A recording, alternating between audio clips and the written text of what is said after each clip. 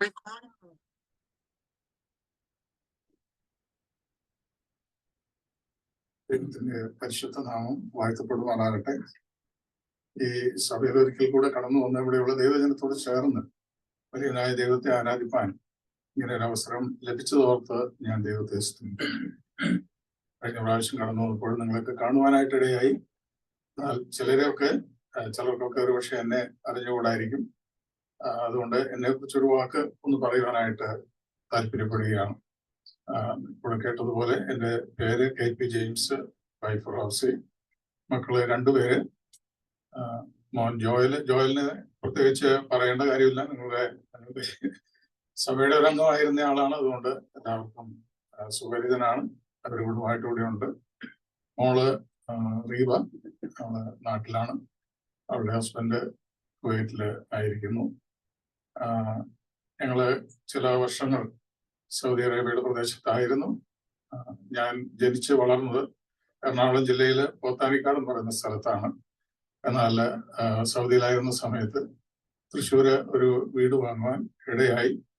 മടങ്ങി വന്നപ്പോൾ അവിടെ സെറ്റിലാകുവാനായിട്ടും ഇടയായി. അത് മുഖാന്തരം അവിടെയുള്ള ഈസ്റ്റ് പോർട്ട് ക്രിസ്ത്യൻ മുസ്ലിം ചർച്ചില് ദൈവകൃപയാൽ കൂടി വരുവാനൊക്കെ ദൈവം സഹായിച്ചു. ആ നിലയിൽ മുന്നോട്ട് പോകുന്നു. ഇവിടെ കഴിഞ്ഞ ഏപ്രിൽ മാസത്തിൽ കടന്നു വരുവാനും മക്കളോടൊപ്പം ഒരുമിച്ചായിരിക്കാനും ദൈവം കൃപ ചെയ്തു.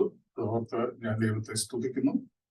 ഈ സഭയെ ഓർത്ത് ഞാൻ ദൈവത്തെ സ്തുതിക്കുന്നു. പ്രത്യേകിച്ച് പ്രിയ കർത്തൃദാസൻ ഫിലിപ്സൺ കുടുംബം, അവര് ഈ ദേശത്ത് കടന്നു വന്ന് ദൈവജനത്തിന്റെ മധ്യത്തിലും മറ്റനേകർക്കും പ്രയോജനപ്പെടുവാൻ തക്കവണ്ണം ദൈവം ഇടയാക്കുന്നത് ഓർത്ത് ദൈവത്തെ സ്തുതിക്കുന്നു. ഞാന് ചില വർഷങ്ങൾക്ക് മുൻപ് പ്രിയ ഫിലിപ്സിനെയും ശുഭയെയും മക്കളെയും മൂത്ത മോളാണെന്നുള്ളൂ അവരെ ഒരുമിച്ച് നാട്ടിൽ വെച്ച് കാണുവാൻ പരിചയപ്പെടുവാൻ ഇടയായി. അന്നുള്ള ബന്ധമാണ് പ്രിയപ്പെട്ടവരോട്. ആ നിലയിൽ അവരെ ഓർത്ത് ദൈവത്തെ സ്തുതിക്കുന്നു. കൂടാതെ ബ്രോണിയെ കുറിച്ച് പറയേണ്ടതില്ലല്ലോ. ബ്രോണി ഞങ്ങളുടെ സ്ഥലം സുഖയിലെ ഒരു മകനാണ്. അവരെ കുടുംബമായിട്ടൂടെ ആയിരിക്കുന്നു. അവരെ ഈ നിലയിലൂടെ കാണുന്നതിൽ അതിയായ സന്തോഷമുണ്ട്. മാത്രമല്ല ഈ സഭ കഴിഞ്ഞ നാളുകളിൽ ഞങ്ങളെ ഓർത്ത് പ്രാർത്ഥിക്കുന്നു എന്നുള്ളത് അറിയുന്നതിൽ അതിയായ സന്തോഷമുണ്ട്. പ്രത്യേകിച്ച് ഞാൻ ഒരു സർജറി ഒക്കെ കഴിയേണ്ടതായിട്ട് വന്നു. ആ സമയത്ത് ഈ സഭ ശ്രദ്ധയോടെ ദൈവസന്നിധിയിൽ പ്രാർത്ഥിച്ചു. ഞാൻ പ്രത്യേക നന്ദി പറയുകയാണ്.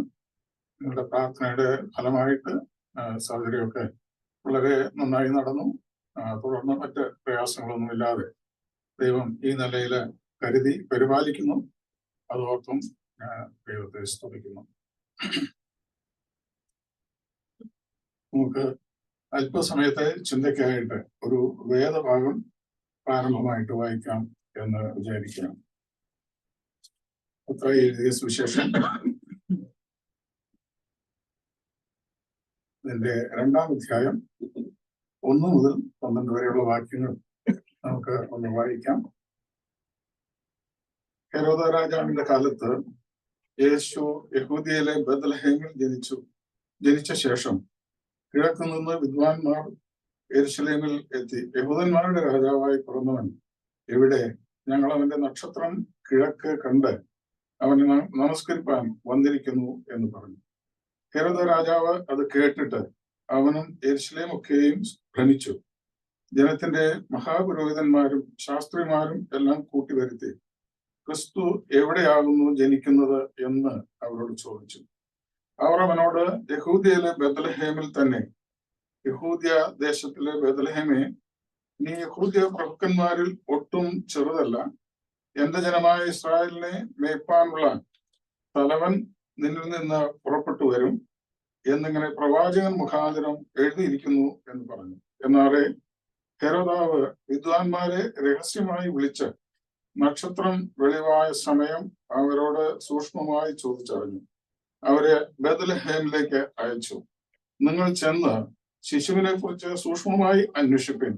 കണ്ടെത്തിയാൽ ഞാനും ചെന്ന് അവനെ നമസ്കരിക്കേണ്ടതിന് വന്നെന്നെ അറിയിപ്പിൻ എന്ന് പറഞ്ഞു. രാജാവ് പറഞ്ഞത് കേട്ട് അവർ പുറപ്പെട്ടു. അവർ കിഴക്ക് കണ്ട നക്ഷത്രം ശിശു ഇരിക്കുന്ന സ്ഥലത്തിന് മീതെ വന്ന് നിൽക്കുവോളം അവർക്ക് മുമ്പായി പോയിക്കൊണ്ടിരുന്നു. നക്ഷത്രം കണ്ടതുകൊണ്ട് അവർ അത്യന്തം സന്തോഷിച്ചു. ആ വീട്ടിൽ ചെന്ന് ശിശുവിനെ അമ്മയായ മറിയോട് കൂടെ കണ്ട് വീണവനെ നമസ്കരിച്ചു.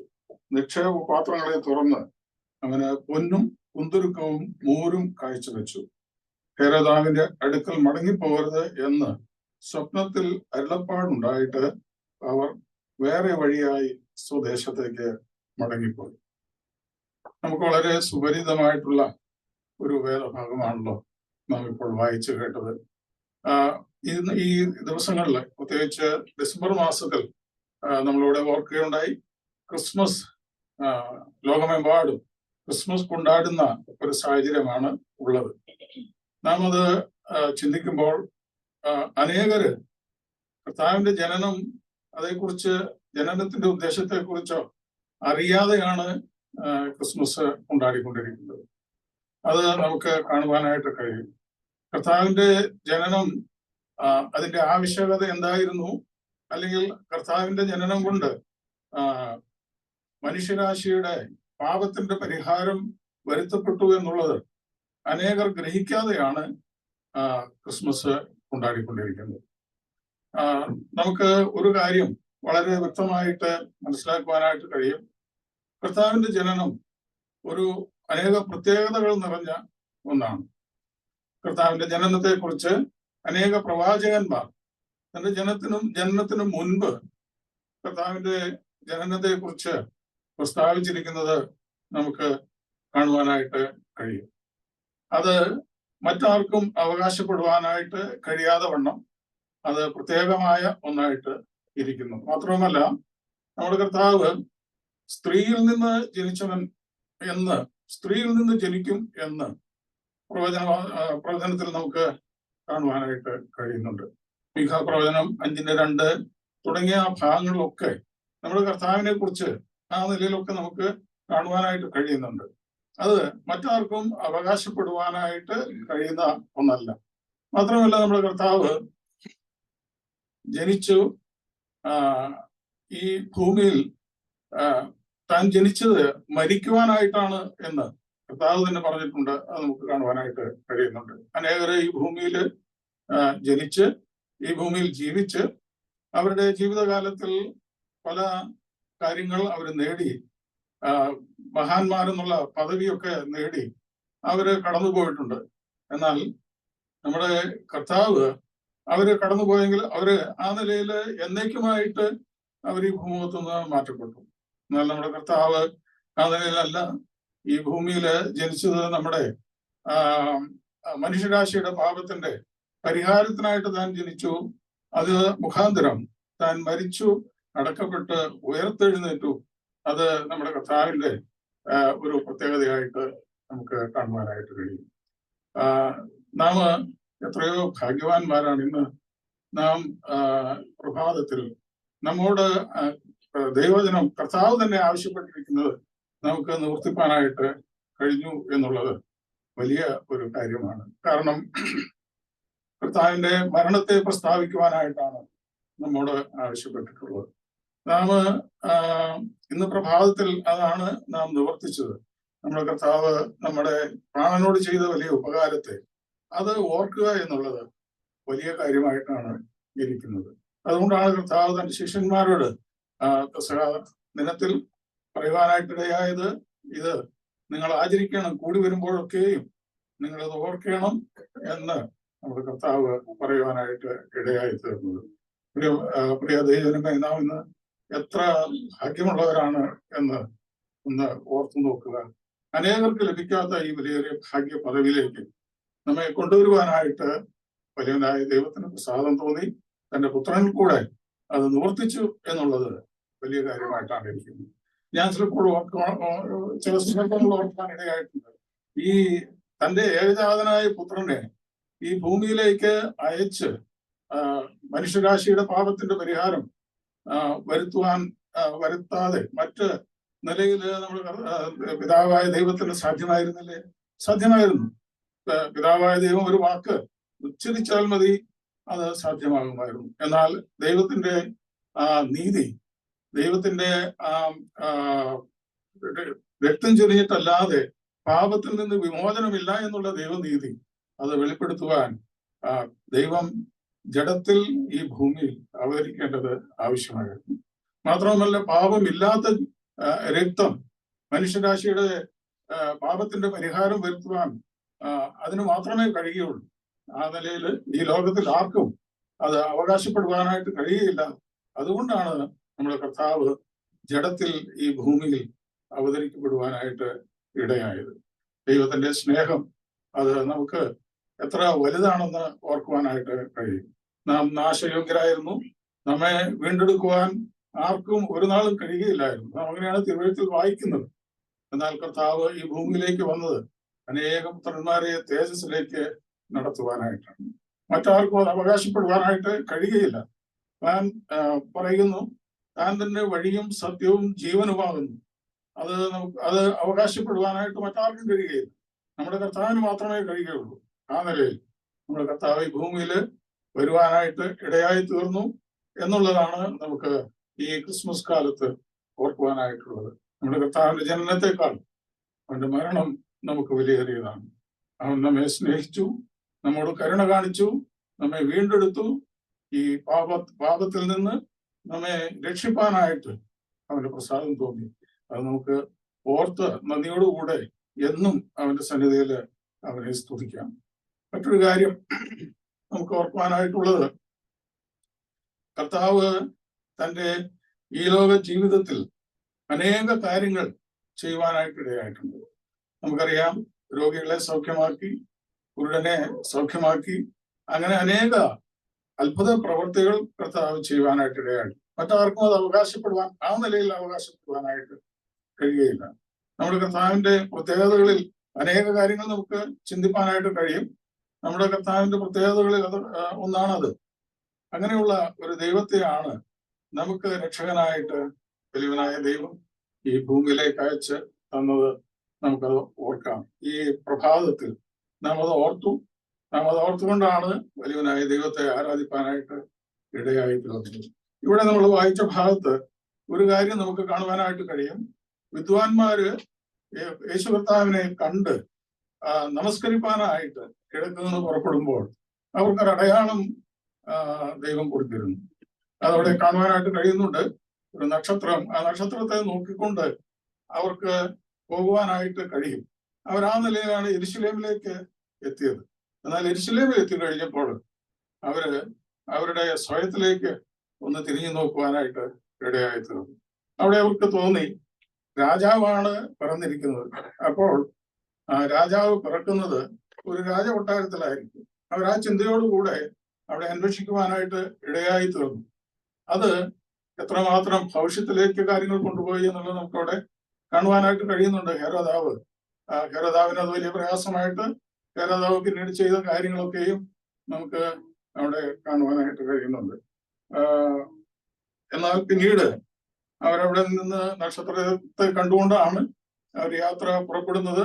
അവർ ആ യാത്ര പുറപ്പെട്ട് യേശു കർത്താവിനെ ചെന്ന് കാണുവാൻ, നമസ്കരിപ്പാനൊക്കെ ഇടയായി തീർന്നു. പിന്നീട് അവർ പോയത് നക്ഷത്രത്തെ നോക്കിക്കൊണ്ട് തന്നെയാണ് അവര് യാത്ര ചെയ്തത്. പ്രിയ ദൈവജനമേ, നാം ഇന്ന് നമ്മുടെ ഈ ലോക ജീവിതത്തിൽ നമ്മുടെ ഈ വിശ്വാസ ജീവിതം ആരംഭിച്ചപ്പോൾ നമുക്ക് നോക്കുവാൻ ഒരാള് ഉണ്ടായിരുന്നു.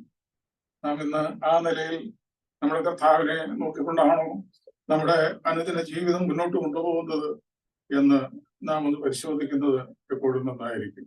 അനേകര് ഈ കർത്താവിന്റെ മുഖം നോക്കാതെ, ഈ കർത്താവിന്റെ സന്നിധിയിൽ നിന്ന് വിട്ട് അനേക വിശ്വാസികൾ ഇന്ന് വിശ്വാസം ത്യജിച്ച് പോകുന്ന ഒരു കാലത്താണ് നമുക്ക് ആയിരിക്കുന്നത്.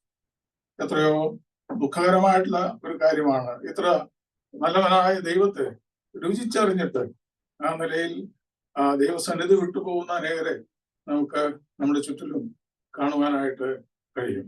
എന്നാൽ നാം ഏത് നിലയിലായിരിക്കുന്നു എന്നുള്ളത് നാം ഓർക്കുന്നത് എപ്പോഴും നന്നായിരിക്കും. നമുക്ക് ദർശിപ്പാൻ, നമുക്ക് ആശ്രയിപ്പാൻ, നമുക്ക് നമ്മെ സ്നേഹിക്കുന്ന വലിയവനായ ഒരു കർത്താവുണ്ട്.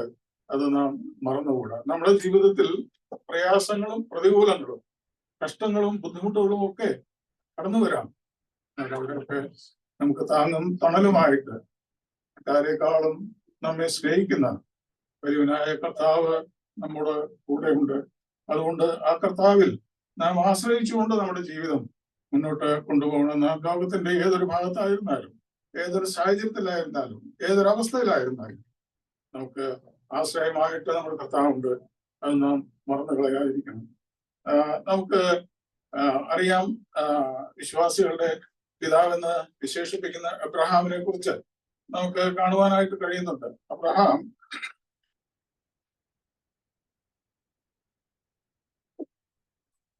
തന്റെ പിതാവിനോട് കൂടെ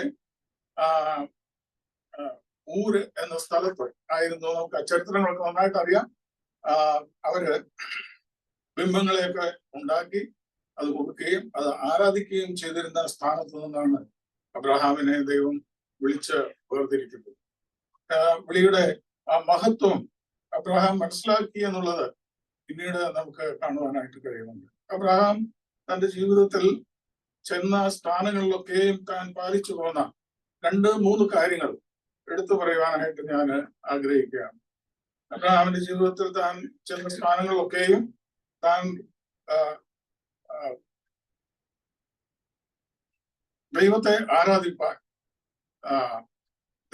ആരാധിക്കുന്നതിൽ താൻ മറന്നു പോയില്ല എന്നുള്ളത് നമുക്കവിടെ കാണുവാനായിട്ട് കഴിയുന്നുണ്ട്. യാഗപീഠം പണിത് ദൈവത്തെ ആരാധിക്കുന്ന അബ്രഹാമിനെ നമുക്കവിടെ കാണുവാനായിട്ട് കഴിയും. മാത്രവുമല്ല, അബ്രഹാമിന്റെ ജീവിതത്തിൽ താൻ ചെന്ന സ്ഥാനങ്ങളിലൊക്കെ കൂടാരം അടിച്ച് പാർത്തിരുന്നു എന്നുള്ളത് നമുക്ക് കാണുവാനായിട്ട് കഴിയുന്നു.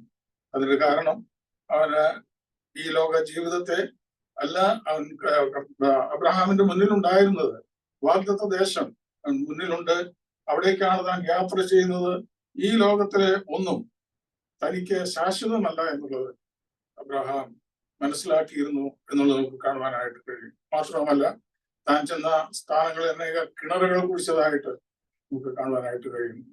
കിണറിൽ നിന്നുള്ള ജലത്തെ നമുക്കത് കാണുവാനായിട്ട് കഴിയുന്നത് ജലത്തെ വചനത്തോട് ബന്ധപ്പെടുത്തി അനേക ഭാഗങ്ങളിൽ നമുക്കത് കാണുവാനായിട്ട് കഴിയുന്നുണ്ട്.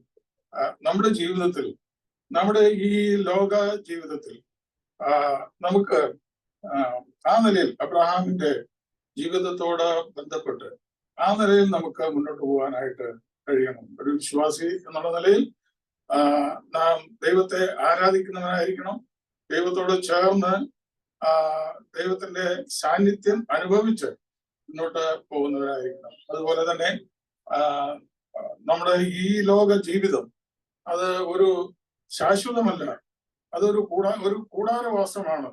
ഇത് അഴിഞ്ഞു പോകും, ഇത് താൽക്കാലികമാണ് എന്നുള്ളത് അറിഞ്ഞ് ഈ ലോകത്തിന്റെ സമ്പത്തുകളെയോ ഈ ലോകത്തിന്റെ സാധ്യതകളെയോ ആശ്രയിക്കുവാൻ ഇടയാകാതെ, അതിൽ ആശ്രയം വയ്ക്കുവാൻ ഇടയാകാതെ നാം ദൈവസന്നിധിയിൽ പൂർണ്ണ ആശ്രയം വെച്ച് മുന്നോട്ട് പോകാനായിട്ട് ഇടയായിത്തീരണം. അബ്രഹാമിനെ സംബന്ധിച്ചിടത്തോളം നമുക്ക് കാണുവാനായിട്ട് കഴിയും. അബ്രഹാം വളരെ സമ്പന്നനായിരുന്നു എന്നുള്ളത് നമുക്ക് കാണുവാനായിട്ട് കഴിയുന്നുണ്ട്. എന്നാൽ താൻ ആ സമ്പത്തിൽ ഒരിക്കലും ആശ്രയം വെച്ചില്ല എന്നുള്ളത് നമുക്ക് കാണുവാനായിട്ട് കഴിയും. അതുകൊണ്ട് ദൈവസന്നിധിയിൽ നാം ആ നിലയിലായിരിക്കാൻ നാം കരുതിക്കൊള്ളേണ്ടത് ആവശ്യം. മാത്രവുമല്ല, ഓർത്തല്ലോ, താൻ അനേകർക്ക് പ്രയോജനമുള്ളവനായിട്ട് തീരുവാനായിട്ടും ഇടയായിത്തീർന്നു. ആ നിലയിൽ ദൈവത്തെ ദർശിച്ച ആ നിലയിൽ ദൈവം വിളിക്ക് യോഗ്യമായ നിലയിൽ അബ്രഹാം ജീവിച്ച് മുന്നോട്ട് പോയി എന്നുള്ളത് നമുക്ക് കാണുവാനായിട്ട് കഴിയും. അതുകൊണ്ട് അബ്രഹാമിനെ കുറിച്ച് ദൈവം തന്നെ സാക്ഷ്യം പറയുവാനായിട്ട് ഇടയായിത്തീർന്നു. നമ്മുടെ ജീവിതവും ആ നിലയിലായിരിക്കാൻ തക്കവണ്ണം ദൈവം ഇടയാക്കട്ടെ. പുതിയ നിയമത്തിലേക്ക് കടന്നു വരുമ്പോൾ നമുക്ക് അപ്പോസ്തലനായ പൗലോസിനെ കാണുവാനായിട്ട് കഴിയുന്നുണ്ട്. പൗലോസിന്റെ ജീവിതത്തിൽ ദമസ്കോസിന്റെ പടിവാതിൽക്കൽ വെച്ച് കർത്താവിനെ കണ്ടുമുട്ടുന്ന ശൗലിനെ നമുക്ക് അവിടെ കാണുവാനായിട്ട് കഴിയും. അതിനുശേഷം പൗലോസ് എന്നുള്ള പേര് ലഭിച്ച പൗലോസ് തന്റെ ജീവിതത്തിൽ താൻ തന്നെ പറയുന്നുണ്ട്, എനിക്ക് ഈ ലോകത്തിൽ ലാഭമായിരുന്നതൊക്കെ ഛേദമെന്ന് എണ്ണുവാൻ തക്കവണ്ണം ഇടയായി തീർന്നു. ഈ ലോകപ്രകാരം തന്റെ ജീവിതത്തിൽ തനിക്ക് അനേക നന്മകൾ ഉണ്ടായിരുന്നു. എന്നാൽ താന് അതൊക്കെ ഛേദമെന്ന് എണ്ണിക്കൊണ്ട്, തന്നെ വിളിച്ചവൻ വിശ്വസ്തനെന്ന് എണ്ണിക്കൊണ്ട് കർത്താവിന്റെ മുഖത്തേക്ക് നോക്കിക്കൊണ്ട് ജീവിതം മുന്നോട്ട് കൊണ്ടുപോകുന്നത് നമുക്ക് കാണുവാനായിട്ട് കഴിയുന്നുണ്ട്. കർത്താവ് ആ നിലയിൽ പൗലോസിനെ എടുത്ത് വിനിയോഗിക്കുന്നതും ഒക്കെ നമുക്ക് കാണുവാനായിട്ട് കഴിയുന്നുണ്ട്. ഏറ്റവും ഒടുവിൽ പൗലോസ് ഈ ഏത് നിലയിലാണ് ഈ ലോകത്തു നിന്ന് മാറ്റപ്പെട്ടതെന്നും നമുക്ക് മനസ്സിലാക്കുവാനായിട്ട് കഴിയുന്നുണ്ട്. ദൈവം തന്റെ മക്കളെ കരുതുന്നവനാണ്. പൗലോസ് അനേക പ്രയാസങ്ങളിൽ കൂടെ കടന്നു പോയിട്ടുണ്ട്. അതൊക്കെയും നമുക്ക് അവിടെ കാണുവാനായിട്ട് കഴിയുന്നുണ്ട്. പൗലോസിന്റെ ജീവിതത്തിൽ അനവധിയായ കഷ്ടങ്ങൾ സഹിക്കേണ്ടി വന്നിട്ടുണ്ട്. നമ്മളൊക്കെയും താളരിയാകാതെ ക്രിസ്തുവിൽ ആശ്രയിച്ചുകൊണ്ട് മുന്നോട്ട് പോവുകയും അനേകർക്ക് താനും പ്രയോജനമുള്ളവനായി തീരുകയും ചെയ്യുന്നത് കാണുവാനായിട്ട് കഴിയും. എന്നാൽ പത്രോസിന്റെ ജീവിതത്തിലേക്ക് വരുമ്പോൾ നമുക്ക് അവിടെ കാണുവാനായിട്ട് കഴിയുന്നത് പത്രോസിന്റെ ജീവിതത്തിലെ ഒരു സംഭവം മാത്രം പറഞ്ഞുകൊണ്ട് മുന്നോട്ട് പോകാനായിട്ട് ആഗ്രഹിക്കുകയാണ്. പത്രോസ് ശിഷ്യന്മാരൊക്കെ പടകിൽ ആയിരുന്ന സമയത്ത് തിരമാല അടിച്ചുകൊണ്ടിരുന്നു. ആ സമയത്ത് കർത്താവ് വെള്ളത്തിന്റെ മുകളിൽ കൂടെ നടന്നു വരുന്നത് കണ്ടിട്ട് പത്രോസിന് വലിയൊരാഗ്രഹം. ആ നിലയിൽ കർത്താവിന്റെ സന്നിധിയിലേക്ക് ഒന്ന് നടന്നു ചെല്ലണം വെള്ളത്തിൽ കൂടെ. കർത്താവ് അവിടെ പറയുന്നുണ്ട് ധൈര്യമായിരിക്കുക എന്ന് പറഞ്ഞിട്ടാണ് പത്രോസിനോട് പറഞ്ഞത് നടന്നു വരുവാനായിട്ട്. എന്നാൽ പത്രോസ് നടന്നു അല്പം കഴിഞ്ഞപ്പോൾ ചുറ്റും നോക്കിയപ്പോൾ തിരമാലകൾ കണ്ട് താൻ ഭയപ്പെട്ടു പോകുന്നതായിട്ട് നമുക്കവിടെ വായിക്കുവാൻ കഴിയുന്നുണ്ട്. അത് പത്രോസിന്റെ ജീവിതത്തിലെ പരാജയമായിട്ടാണ് ഇരിക്കുന്നത്. കാരണം കർത്താവിനോട് കൂടെ അനേക നാളുകൾ ഉണ്ടായിരുന്ന വ്യക്തിയാണ് പത്രോസ്. ആ കർത്താവാണ് പറഞ്ഞത് ധൈര്യമായിട്ടിരിക്കുക, എന്റെ അടുക്കലേക്ക് നടന്നു വരാം. അത് വിശ്വസിക്കുവാൻ തക്കവണ്ണം പത്രോസിന് കഴിഞ്ഞില്ല. പത്രോസ് ചുറ്റും നോക്കി ഭയപ്പെടുന്ന ഒരു സാഹചര്യമാണ് അവിടെ കാണുവാനായിട്ട് കഴിയുന്നത്. പ്രിയമുള്ളവരെ, നാം അങ്ങനെ ആയിക്കഴിഞ്ഞാൽ ദൈവ സന്നിധിയിൽ നിന്ന് വിട്ടുപോകുവാൻ അഥവാ നമുക്ക് ദൈവത്തോടുള്ള കൂട്ടായ്മ നഷ്ടപ്പെടുവാനൊക്കെ ഇടയാകും എന്നുള്ളതിന് യാതൊരു സംശയമില്ല. അതുകൊണ്ട് ദൈവത്തെ നമ്മുടെ കർത്താവിനെ ഉച്ചം നോക്കിക്കൊണ്ട് നമ്മുടെ ജീവിതം നയിക്കാൻ നമ്മെ ദൈവം സഹായിക്കട്ടെ. എബ്രായ ലേഖനം 12-ാം അധ്യായത്തിന്റെ 1-2 വാക്യങ്ങൾ നമുക്ക് ഒന്ന് വായിക്കാം.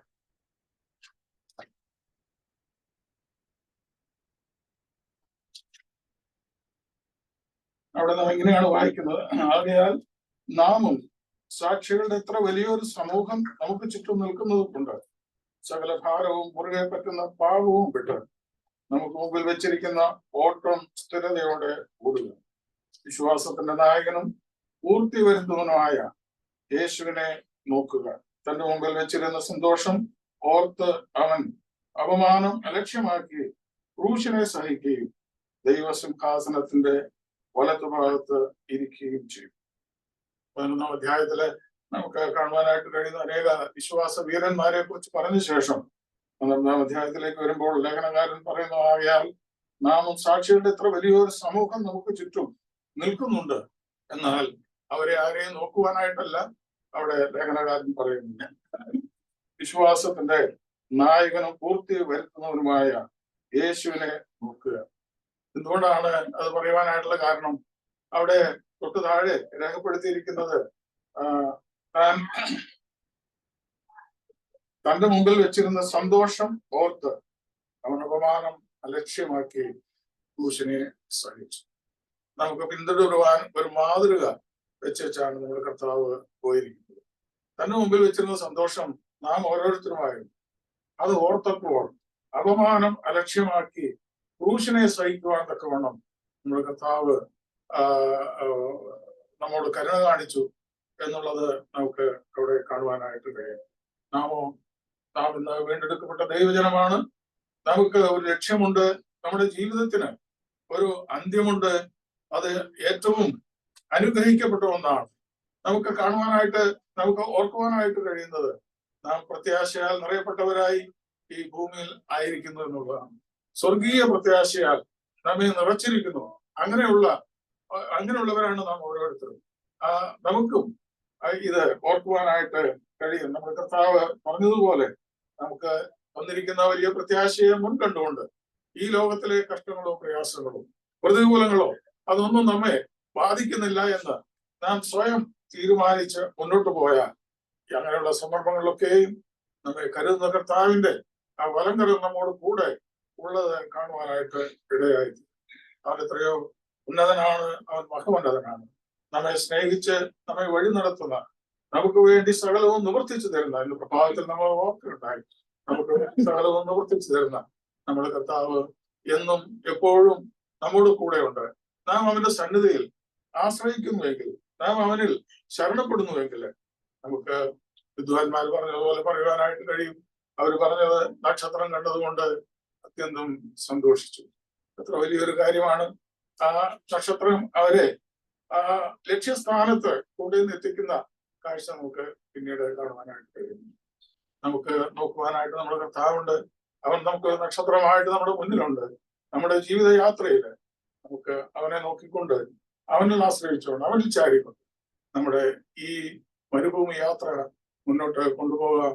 നമുക്ക് അതിനായിട്ടുള്ള എല്ലാ ശക്തിയും ബലവും അവൻ തരുമാറാകട്ടെ. ഞാനൊരു സംഭവം നിങ്ങളുടെ മുമ്പാകെ പറഞ്ഞുകൊണ്ട്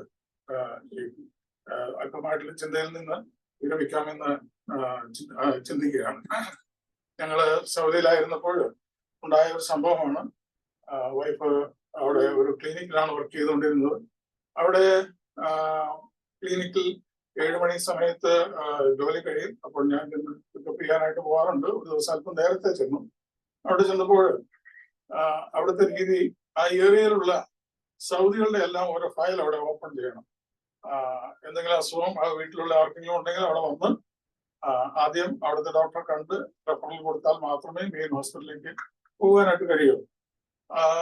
അവിടെ ഈ രജിസ്റ്റർ ചെയ്തിരിക്കുന്നവർ അവരുടെ ID കാർഡുമായിട്ട് വരണം. അപ്പോൾ ഫയൽ റൂമിൽ ഇരിക്കുന്നത് അവിടുത്തെ സ്ത്രീകളാണ്. അറിയാമല്ലോ, അവര് മറ്റു പുരുഷന്മാരെ അവർക്ക് കാണാൻ പാടില്ല. അതുകൊണ്ട് ജനലിന്റെ ഒരു സൈഡ് അല്പം തുറന്ന് കട്ടണിട്ടാണ് അവരിയ്ക്കുന്നത്. വരുന്നവര് ഈ ID കാർഡ് കൊടുക്കും, അപ്പോൾ ഫയൽ എടുക്കും. അങ്ങനെയാണ്. അങ്ങനെ ഇരിക്കുമ്പോൾ ഒരു പ്രായമുള്ള ഒരു 75 വയസ്സിന് മുകളിൽ പ്രായമുള്ള ഒരു സൗദി തന്റെ മകനെയും കൊണ്ട്, 10-12 വയസ്സ് കാണും, മകനെയും കൊണ്ട് അവിടെ വരുന്നത് കാണുവാനിടയായി. ഫയല് എടുക്കാനായിട്ട് ഈ ID കാർഡ് കൊടുത്തു. അതിരിക്കുന്ന സ്ത്രീ അദ്ദേഹത്തോട് ചോദിച്ചു, എത്ര മക്കളുണ്ട്? അപ്പോൾ താൻ പറഞ്ഞു 16 മക്കളുണ്ടെന്ന് പറഞ്ഞു. ഉടനെ ആ സ്ത്രീ പറഞ്ഞല്ല, ബാബ അത്രയല്ലല്ലോ എന്ന് പറഞ്ഞു. അപ്പോഴവര് പുള്ളി വീണ്ടും കയ്യിലൊക്കെ കണക്ക് കൂട്ടി, 4 ഭാര്യമാരുടെ എത്ര മക്കളുണ്ടെന്ന് കണക്ക് കൂട്ടിയിട്ട് പറഞ്ഞു 18 പേരുണ്ടെന്ന്. അപ്പോ പുള്ളിക്കാരി അവിടെ ഇരുന്ന് പറഞ്ഞു, അല്ല ബാബ 21 മക്കളുണ്ട്. ഈ പിതാവിന് 21 മക്കളുണ്ട്. അത് അവരത് പറഞ്ഞു കഴിഞ്ഞപ്പോ ആള് ദേഷ്യപ്പെട്ടങ്ങ് പോയി. അത് കാണുവാനായിട്ടിടയായി. എനിക്ക് ആ സമയത്ത് എന്റെ ഓർമ്മയിലേക്കും ചിന്തയിലേക്കും വന്നത്, ഈ ലോകത്തില് എത്ര മക്കളുണ്ടെന്ന് അറിയാത്ത പിതാക്കന്മാർ, എന്നാൽ തലയിലെ ഒരു രോമം കൊഴിഞ്ഞു വീണാൽ അറിയുന്ന സ്വർഗസ്ഥനായ പിതാവ് നമുക്ക് നമ്മൾ ആ നിലയിൽ വളരെ ഭാഗ്യം ചെയ്തവരാണ് എന്നുള്ളത് നാം ഇപ്പോൾ ഓർക്കേണ്ടത് ആവശ്യമാണ്. നമ്മൾ കരുതുന്ന ഒരു ദൈവം നമുക്ക് വേണ്ടി ഉണ്ട്.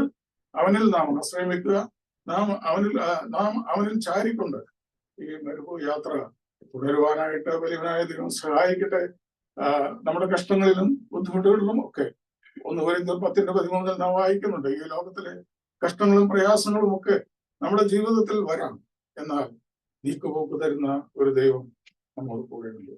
അതുകൊണ്ട് നാം ഒരിക്കലും അധൈര്യപ്പെടുവാനായിട്ട് ഇടയാകരുത്.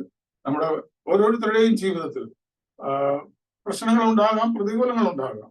ഇവിടെയൊക്കെയും അതിനെ തരണം ചെയ്യുവാൻ നമ്മുടെ കർത്താവിൽ ആശ്രയിച്ചാൽ അവൻ അതൊക്കെ നീക്കുപോക്കുകളാൽ നമ്മെ മുന്നോട്ട് പോകാനായിട്ട് ഇടയാക്കി തീർക്കും. ആ നിലയിൽ ദൈവം നമ്മെ ഓരോരുത്തരെയും വരുന്ന നാളുകളിൽ ആക്കി വെച്ചിരിക്കുന്ന സ്ഥാനങ്ങളിൽ വിശ്വസ്തയോടെ ദൈവസന്നിധിയിൽ നിലനിൽപ്പാൻ വേണം. ദൈവം നമ്മെ ഓരോരുത്തരെയും സഹായിക്കട്ടെ. ദൈവനാമം ഇന്നും അതേക്കും വാഴ്ത്തപ്പെടുവാനാകട്ടെ. ഈ നിലയിൽ ദൈവം ശുശ്രൂഷിപ്പാനായിട്ട് അവസരം നൽകിയ സഭയിൽ ഉത്തരവാദിത്തപ്പെട്ടവരോട് ഉള്ള നന്ദിയെ കർത്തൃനാമത്തിൽ അറിയിക്കുന്നു. ദൈവത്തിന്റെ പൊന്നുനാമം മാത്രം ഇന്നും എന്നേക്കും വാഴ്ത്തപ്പെടുവാനാകട്ടെ. ആമേൻ.